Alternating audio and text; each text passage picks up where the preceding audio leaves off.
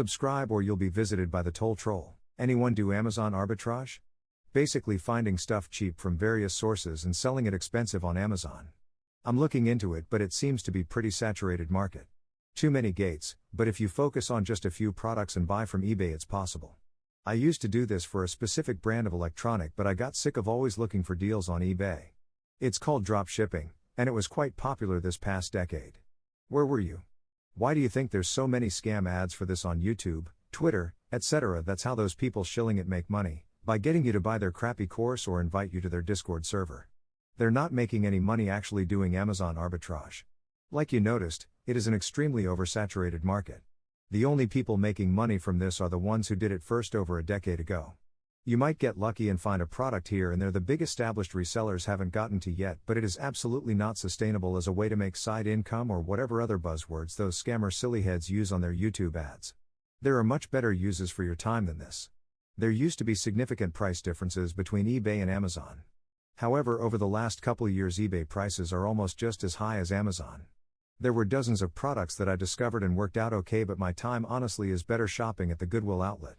If you had bots set up buying on eBay, it might work out better. If you were ungated in HP ink cartridges, you could make a killing. There's a company that hires out kids to sit on their phone looking for ink and toner deals on eBay. Then I assume they sell on Amazon or directly to companies. Toner is a top seller. That what I'm saying.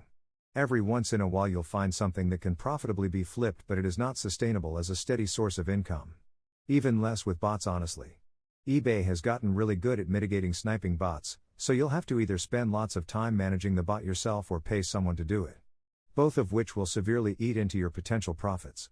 See, that's extremely smart. Like insanely smart. But as you're seeing, that strategy is already established by whoever those top toner and ink sellers are. Even with the formula of hiring kids to do the grinding in a distributed way, you wouldn't be able to replicate it because those top sellers are already well established, so you'll never successfully profit. I sometimes do the garage sale / thrift store / dumpster diving flip to eBay / OfferUp / Craigslist. It's a good method and I usually do it when I'm feeling a new vidya, or PC part, or car part, but I would never consider doing this for full-time income. The time versus profit proposition simply isn't there. I could literally make more working a job a few days a week after my regular job. I know there's vloggers and TV shows out there about flipmixing or whatever, but what they don't show is that they usually have multiple people, friends / relatives, helping out behind the scenes. Doing all the work solo requires a full-time commitment, and even then, it often requires luck in finding a steady supply of good flippable products. Don't buy into the FUD. Retail has always been super competitive. It's true that it's not as amazing as it was 10+ years ago, but if you put diligence into what you attempt to sell, you can probably still make it work. All the hustletards are scared by anything that requires work or intelligence, so they see competitive and immediately read it as impossible. They're trying to con their way into wealth. It's why they're always so obsessed with fads. Literally just run the numbers on if a product would be profitable to sell and assess market demand. Yeah, you might get burned a couple times, but after a while the wins add up and you've got a business running. Just takes being fast at some obscure time of day. Honestly, Terry's so much money in toner that you could definitely get your pecker wet. Even if you don't snag the deals from new listings, you could go the e-beggar route. I get messages from these toner guys on older listings where they lowball sellers that have had their items for sale for a long time. The real issue is getting ungated in HP, Epson, Dell, etc. You'd be breaking Amazon policy by sourcing from eBay sellers, but it doesn't stop them. I do about $125K in sales a year. Net around $40 to $60K.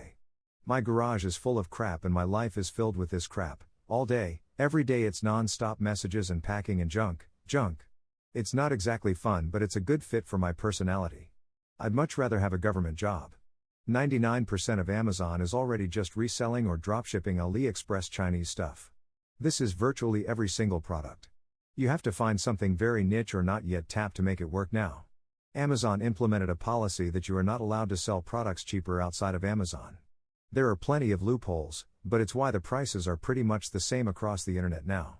There was a point around 2015 to 2020 when Amazon still had a large number of brand name products where Amazon was really hurting because they were the most expensive storefront and every seller was offering free shipping on their own website.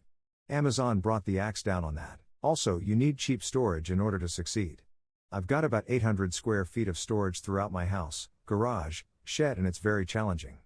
With 3,000 square foot shop I could definitely see an income increase, but I can't afford a new house with today's rates.